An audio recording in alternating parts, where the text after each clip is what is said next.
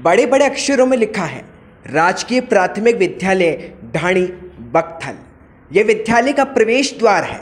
आप इस विद्यालय का नाम और इस दरवाजे की तस्वीर को ध्यान से देख लें, क्योंकि जब गुलाबी टाइम्स आपको विद्यालय के अंदर लेकर जाएगा तो आप नहीं कहेंगे कि विद्यालय हो सकता है जहां मात्र एक कमरे में 5 कक्षा के बच्चे एक साथ पढ़ाई कर रहे हों।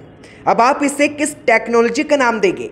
आखिर भला एक कमरे में 5 कक्षा के बच्चे कैसे पढ़ सकते हैं? या तो अध्यापक के पास वाकई कोई ज़बरदस्त तकनीक है, या फिर ये वो हकीकत है जिसने इन सभी स्लोगन को फेल कर दिया है।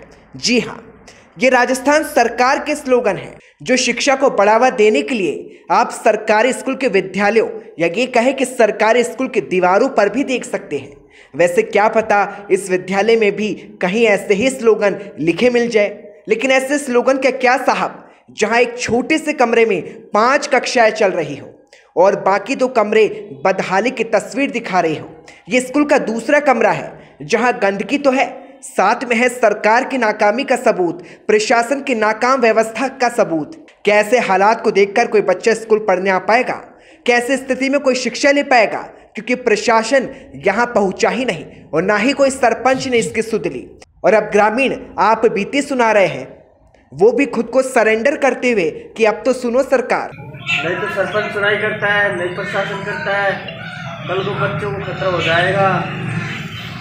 इसकी जिम्मेदारी रहेगी। पट्टियाँ टूट रही है, बरसात के दिन पानी झड़ता है, दीमक झड़ रही है इसमें। अब आपको उप सरपंच का बयान सुनाते हैं, जहां मामले से अवगत कराने के बाद भी हालात ज्यों की त्यों हैं।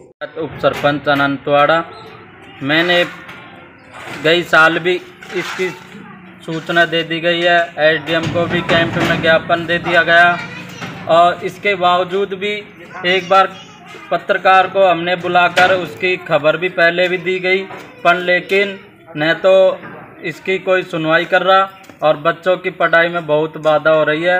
मैं पूर्णमल सैनिक, ग्राम पंचायत अनंतवाड़ा, उप सरपंच। अब आप विद्यालय के प्रधानाचार्य की बात भी सुन ले, जहां 57 विद्यार्थियों पर महज एक कमरा है। ऐसे में ना तो बच्चों का शिक्षा मिलेगी और ना ही 57 से ज़्यादा बच्चे यहाँ पढ़ने आ पाएंगे और ना ही बच्चों की संख्या बढ़ेगी, क्योंकि यहाँ तो विद्यालय खुद बीमार है और किसी शिक्षित को खोज रहा है जो इनकी पुकार सुन ले।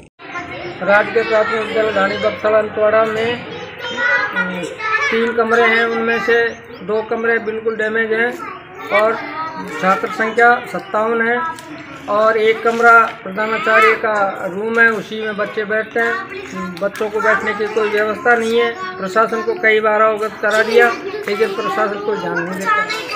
पट्टी टूट रही हैं, कमरे के सरियावान टूट रहे हैं। में नामांकन 157 है, एक जगह बैठाने में पढ़ाई में बाधा होती है।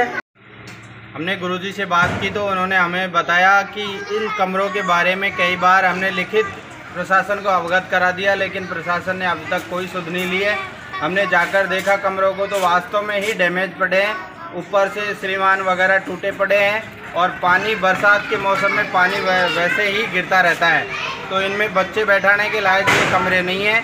अब हम निवेदन करते हैं प्रशासन से कि वो इन कमरों को ठीक करवाए और बच्चों की भी पढ़ाई भी बाधा उत्पन्न होती है। एक ही कमरे में 5वीं तक के बच्चे बैठते हैं, जिनमें न तो उन बच्चों की पढ़ाई अच्छे तरह चल पाती है और न ही व्यवस्था बन पाती है। ग्रामीण लिखित में शिकायत कर चुके हैं, लेकिन कुछ नहीं हुआ। 2 कमरों के हालात बदहाल है और ऐसे में ये नौनिहाल एक छोटे से कमरे में बैठकर 5वीं तक की पढ़ाई कर रहे हैं। अब आप सोचिए भला पढ़ाई कर पा रहे होंगे, क्योंकि एक साथ 5वीं तक के बच्चों को कोई टीचर भला कैसे पढ़ा सकता है? क्योंकि बांदे के उपखंड के अनंतवाड़ा के पंचायत बकथल के ढाणी के सरकारी विद्यालय की तस्वीर है, जो पूछ रही है कैसे सब कर सकेंगे पढ़ाई जब प्रशासन करेगा ऐसी ढिलाई। गुलाबी टाइम्स के लिए बांदीकुई से अमरचंद बैरवा की रिपोर्ट।